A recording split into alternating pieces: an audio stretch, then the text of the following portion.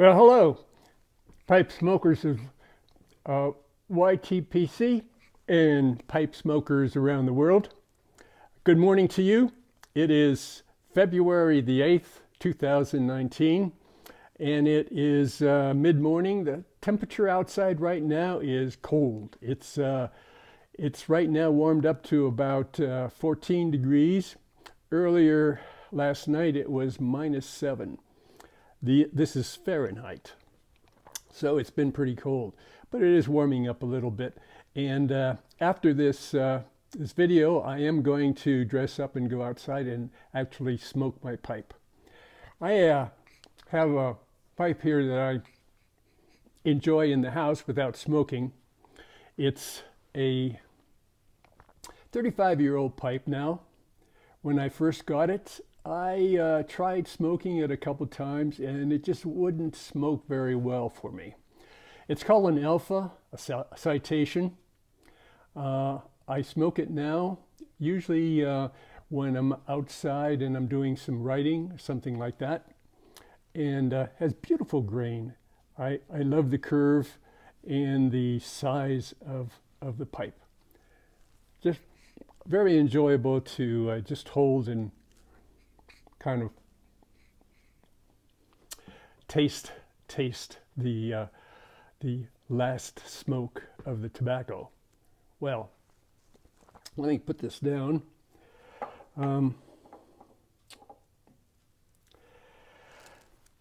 This is my first YABO, yet another box opening, and I am going to show it to you in a second.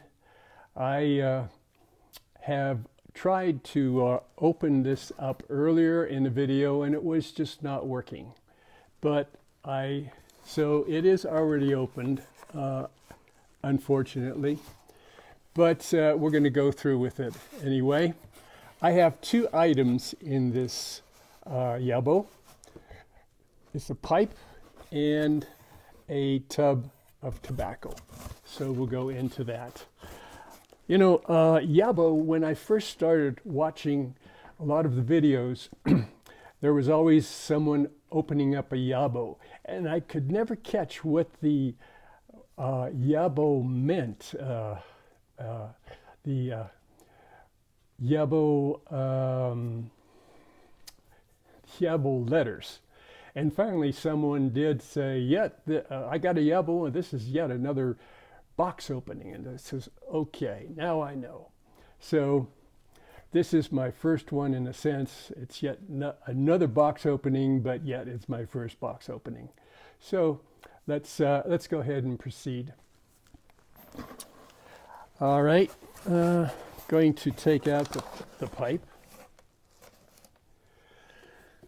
It's a Ardor. Open it up.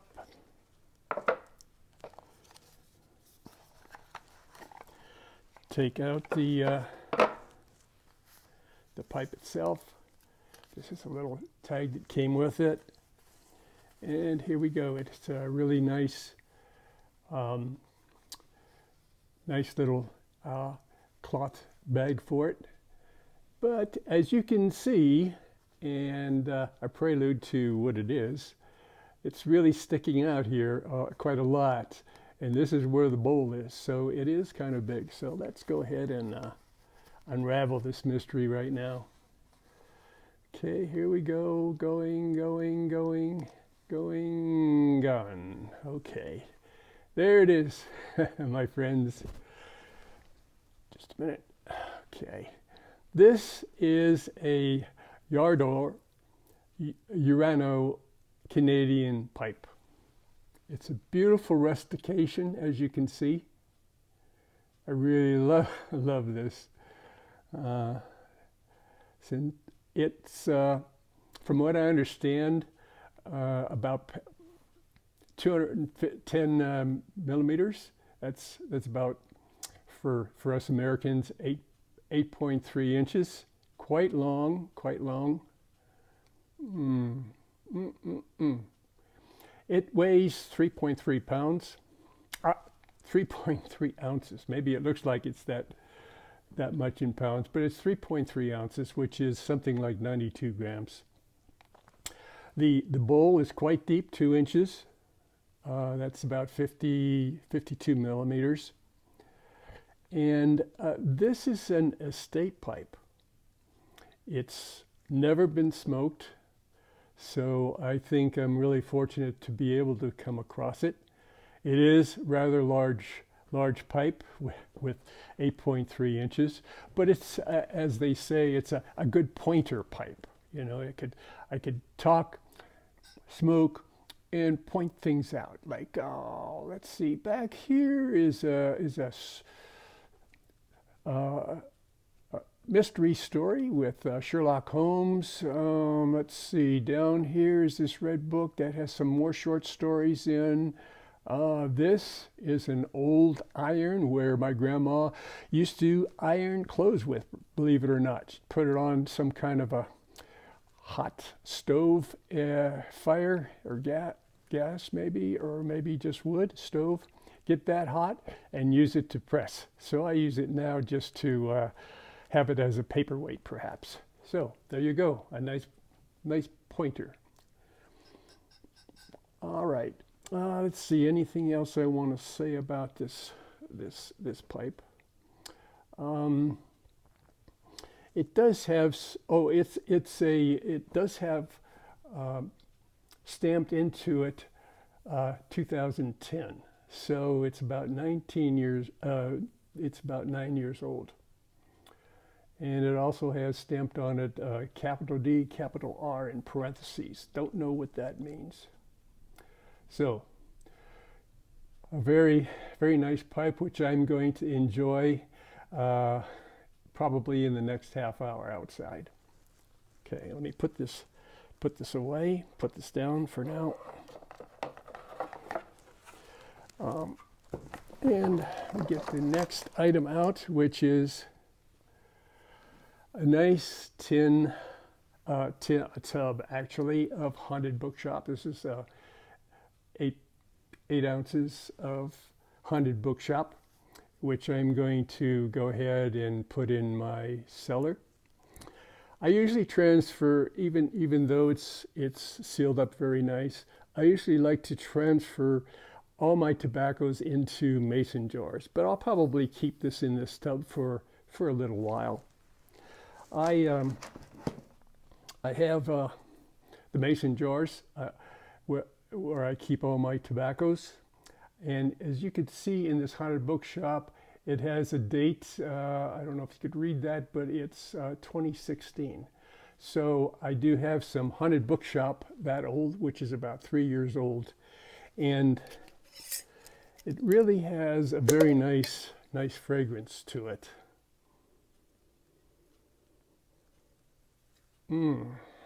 Now, Haunted Bookshop is a burley. I enjoy burleys a lot.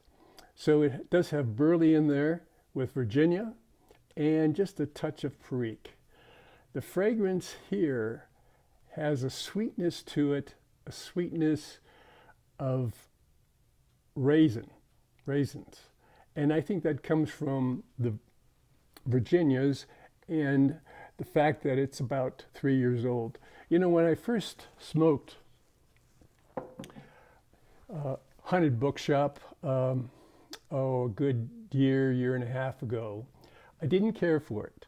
And I put it away for about a month or so, and then I took it out and smoked it. And I really liked it. That was it for me. I really enjoyed that as a burley.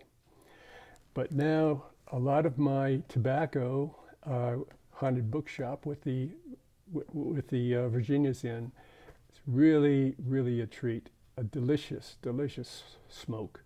And you get that burley punch, that burley effect. For you burley smokers, you know what I mean. All right, so that's it for my first box opening. I do want to add a few things. I was curious how Cornell and Dill came up with the name Haunted Bookshop. And they decided to call it that in honor of Christopher Morley, who actually wrote a novel called The Haunted Bookshop. Now, Christopher Morley, he was born around 1890 and passed away in 1957.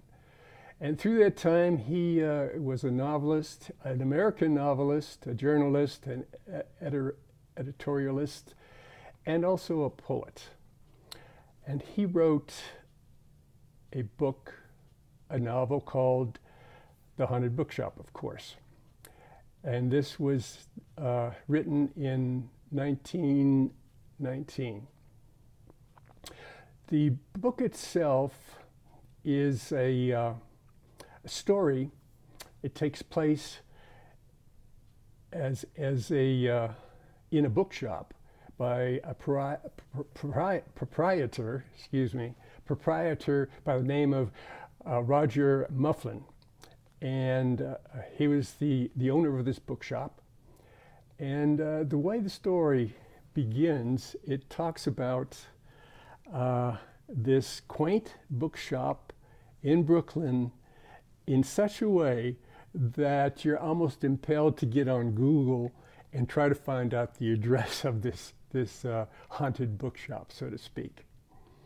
Of course, there isn't one, but anyway, it is a story of a proprietor that really enjoys books and lots of pipe smoking and tobacco in front of the fire and telling stories, but it's a mystery.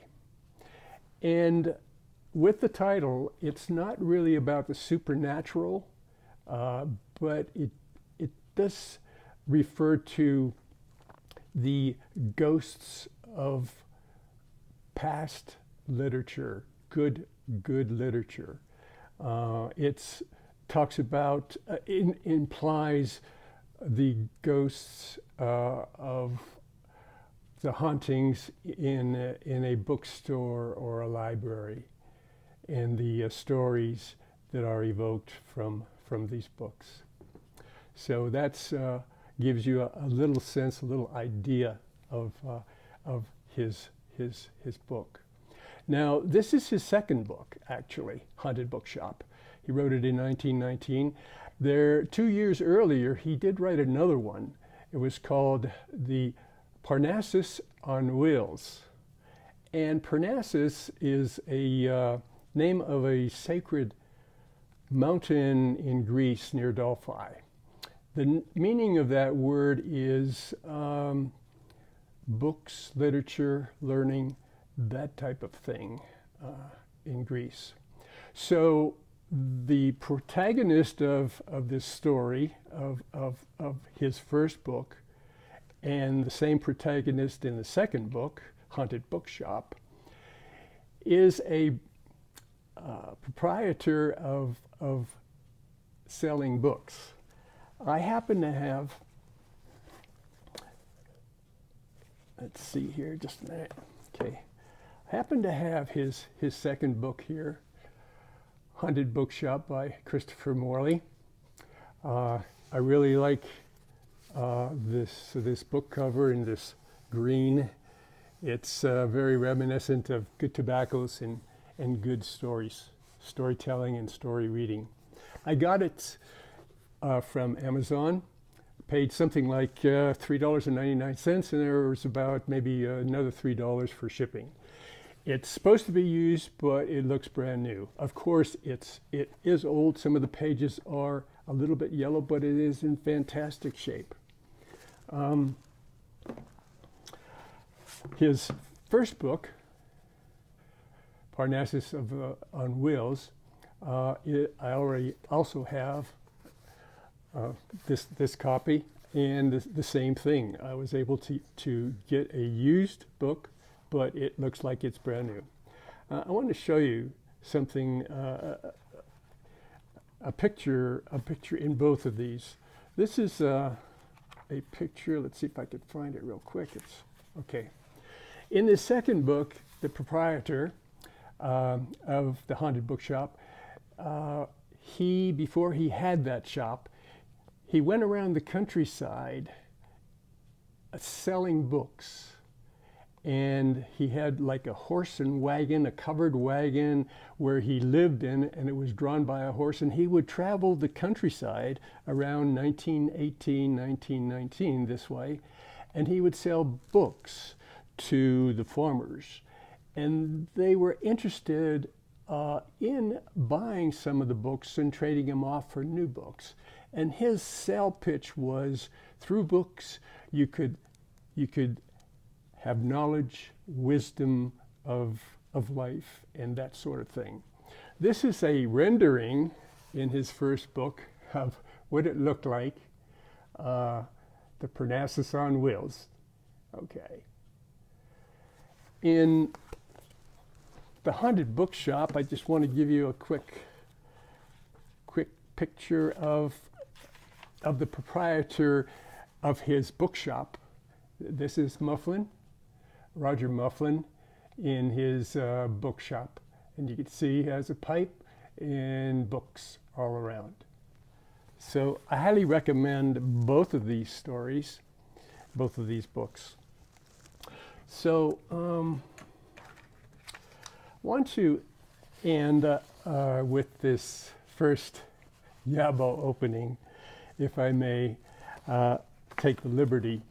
I mentioned that the author, Morley, Christopher Morley, you know, he, one other thing I happen to remember now, he was very interested in a co-founder of a group around that time that was very interested in studying Sir Arthur Conan Doyle's mysteries of Sherlock Holmes.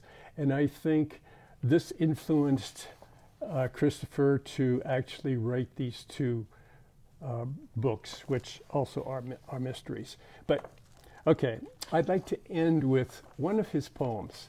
It's a kind of like an easy reading type poem. It's very short, nothing heavy. And so I thought maybe this would be a good way to end the Haunted Bookshop author and pay him tribute. So he wrote a poem called Smells. Why is it that the poet tells so little of the sense of smells? These are the odors I love so well. The smell of coffee freshly ground, of rich plum pudding holly crowned, or onions fried and deeply browned. The fragrance of a fumy pipe, the smell of apples newly ripe, and printer's ink on leaden type. Woods by moonlight in September breathe most sweet, and I remember many a smoky campfire ember.